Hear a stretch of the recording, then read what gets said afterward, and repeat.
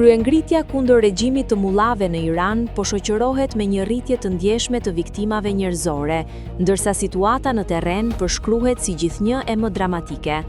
Pamje dhe dëshmi të publikuara nga zona e qendrës mjekoligjore Kahirizak në Teheran sugjerojnë se përplasjet e vazhdueshme kanë prodhuar një numër shumë të lartë të vdekurish, duke vënë familjarët përballë një tragjedie të rëndë. Sipas të vënave të mbledhura nga Human Rights Activists News Agency, Hirana, që operon nga Shtetet e Bashkuara dhe mbështetet në një rrjet aktivistësh brenda Iranit, të paktën 544 persona janë vrarë që nga nisja e protestave 2 javë më parë, përfshirë edhe fëmijë dhe pjesëtarë të forcave të sigurisë. Organizata thekson se shifrat reale mund të jenë më të larta, ndërsa protestat janë shtrirë në rreth 186 qytete dhe zona urbane. Një burim nga Teherani, i cituar nga BBC, ka deklaruar se gjendja në kryeqytet është jashtëzakonisht e rëndë dhe se autoritetet po përdorin mjete të forta për të shtypur demonstratat.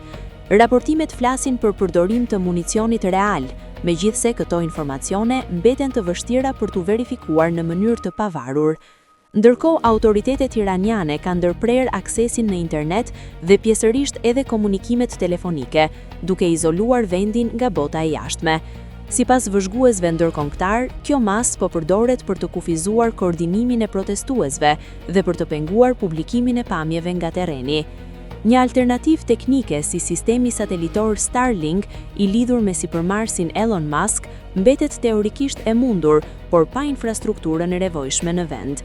Nga ana tjetër, autoritetet në Teheran kanë paralajmëruar masa të ashpra ligjore ndaj protestuesve, ndërsa presidenti amerikan Donald Trump ka deklaruar se SBA-t do të reagojnë nëse dhuna ndaj civilëve përshkallëzohet më tej, duke shtuar se ekziston edhe një mundësi për negociata diplomatike.